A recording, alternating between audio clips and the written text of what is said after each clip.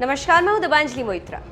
Malaysia के पूर्व प्रधानमंत्री महातिर मोहम्मद को तो आप जानते ही होंगे, जिन्होंने कश्मीर को लेकर संयुक्त राष्ट्र संघ में भाषण दिया और कहा कि भारत मुसलमानों पर अत्याचार कर रहा है। उसके बाद भारत से मलेशिया के रिश्ते खराब हो गए और मलेशिया को लेने के देने पड़ गए, क्योंकि भारत के बल पर ही मलेशिया की अर्थव्यवस्था में 5 से 6% वृद्धि होती।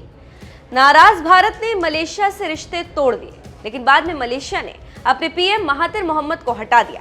तब जाकर मलेशिया ने भारत से माफी मांगी और तब जाकर उनके रिश्ते सुधरे।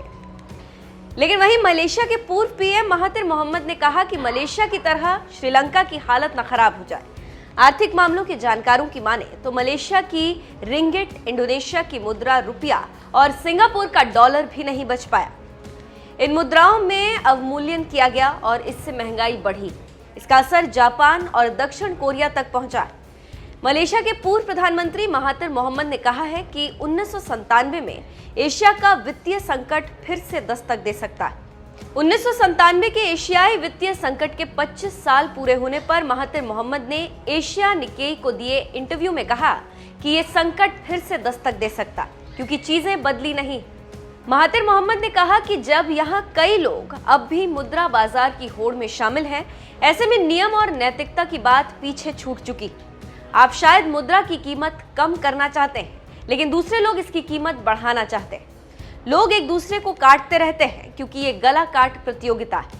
पिछले 25 सालों में मुद्रा बाजार गुब्बारे की तरह फूला है। बैंक फॉर इंटरनेशनल सेटलमेंट्स के सर्वे के अनुसार 2019 में औसत फॉरेन एक्सचेंज ट्रेडिंग एक दिन में $6.6 ट्रिलियन का था। ये 90 के दशक के मध्य से 5 गुना ज्यादा था। महातिर मोहम्मद 1981 से 2003 तक मलेशिया के प्रधानमंत्री रहे थे। उन्होंने कहा है कि करेंसी ट्रेडर्स अब भी बहुत मजबूत हैं और ये किसी खास मुद्रा को कमजोर बनाने का काम करते रहते हैं। महातिर ने कहा कि ये विकसित अर्थव्यवस्था जैसे ब्रिटेन और इटली से काम करते हैं और सालों से मुद्रा बाजार में हस्तक्षेप करते रहते हैं। आर्थिक मामलों के जानकारों की माने तो 1997 के संकट में मलेशिया उन देशों में से एक था जो इस संकट की चपेट में था, जहां की मुद्रा रिंगिट में 50% की गिरावट आई थी। मलेशिया के स्टॉक मार्केट इंडेक्स 75% गिरा था और बाजार से विदेशी मुद्रा निवेशकों ने निकाल दिया था। पहले मलेशिया ने अंतर्राष्ट्रीय मुद्रा कोष से सलाह ली थी कि सरकारी खर्चों में कटौती की गई और ब्याज दरों में बढ़ोतरी की गई। ऐसा विदेशी निवेशकों को वापस लाने के लिहाज से किया गया था। महातिर मोहम्मद की माने तो अगर आप IMF और विश्व बैंक के पास जाते हैं तो उनकी एकमात्र दिलचस्पी कर्ज अदायगी को लेकर होती। उन्हें इसकी कोई फिक्र नहीं होती कि देश में राजनीतिक और आर्थिक स्तर पर क्या होगा। ये खुद ही देश की आर्थिक नीति बनाना चाहते हैं।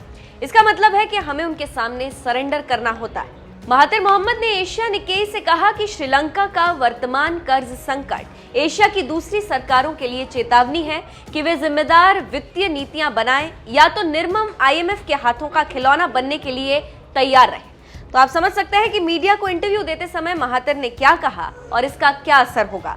लेकिन महातिर ने जो कहा वो 100% सही।